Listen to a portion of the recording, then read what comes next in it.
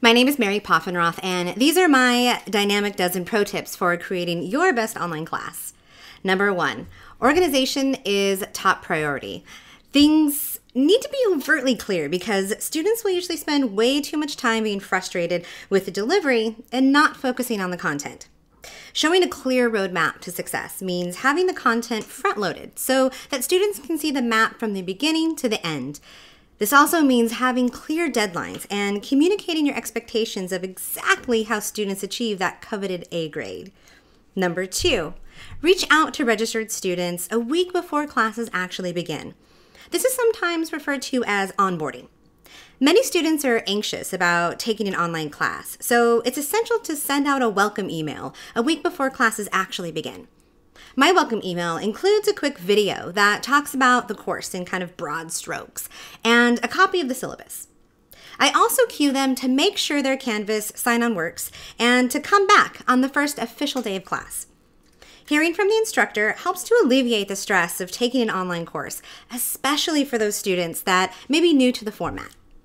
Number 3, alignment across platforms is essential, meaning that your syllabus needs to reflect your learning management system. As you can see from the naming and organization of my syllabus schedule, is repeated here in Canvas, and I show the syllabus at the start of each week's announcement video. Which brings me to number 4, weekly updates. Releasing picture-in-picture weekly updates like this one helps to keep students on track and to create a bond with you as an instructor. When students can see and hear your voice in relative real time because you just made that video on that Monday, then they feel that you're staying actively engaged, even if your lecture videos are evergreen. Having weekly updates makes the digital environment feel fresh. So don't be afraid to share class-appropriate parts of your personality or your personal life. This helps to really humanize you as an instructor and create an even deeper connection with students. 2 of my favorite ways to create these videos are Loom by Google and ScreenFlow. Number 5, deliverables should have commands in their titles so that students know how to take clear action.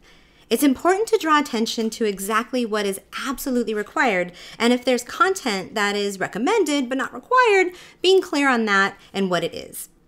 For more information on research-based online course structure, I suggest going to qualitymatters.org. Personally, my courses have gone through QM certification, and it was super rigorous at the time, but it really helped me make my online courses just so much better. Number 6, ADA compliance for all. Not only is ADA compliance the law, but it's a good way to structure your digital course. Creating your original materials in multiple modalities allows for diverse learners to choose which format works best for their own personal learning styles. I offer my lecture videos in web-based streaming video, downloadable transcript, and downloadable MP3 audio file so that students can either watch, listen, or read at home or on the go. Number 7, students don't need more time, they need more deadlines. Just like we all do. Although it's important to give wiggle room each week to students since there is no established meeting time for most online courses, having firm deadlines will help ensure success for both you and the students in terms of your ability to manage time and workload. For my courses, students are allowed to turn in work anytime during the week before the deadline, but not after the deadline unless there is an emergency. I also keep the deadlines the same each week so that they have consistency. For me, I have all my deliverables due at 11:59 p.m. on Fridays. Students can submit their work anytime before the deadline, but not after. Number 8, make your own content. One of the greatest aspects of delivering a course in a digital format is the ability to provide your own digital content, as well as link to other reputable resources. With a little bit of pre-work on your end, you can minimize or completely remove textbook costs from students. Students will appreciate the cost savings, and you'll be providing them with a unique opportunity for learning and not just a canned version of a course. If you were teaching an in-person course, you wouldn't just walk into the classroom every day, pop on a video, and take a nap. So the same is true in high-quality online courses. You should always be answering for yourself and the students, why take my class? I offer a free tutorial on how I make my own digital lectures as well as screencasts at marypoffenroth.com/digital. Number 9, have students interact with one another in the learning management system. This can take the form of something simple, like a weekly chat thread where you provide a prompt and then require students to thoughtfully respond to other students, you know the kind. Or it can take something like a complex digital mastermind cohort, or maybe a group project. You as a facilitator, allowing those students to interact helps to ensure that the digital student doesn't feel alone and disconnected. Number 10, don't be afraid of trying new technologies or methods of teaching. If you're unsure if it'll work, let students know up front. Sticking to boring, outdated content doesn't do you or your students any favors. Let them see behind the curtains and show them the process of trying new things out, stretching your skills. And even if you fail, you've taught them that it's the trying that's important, not the instant success. Number 11, have students deliver rigorous communication projects. I personally have my students submit a literature review paper based on primary articles, as well as a presentation video.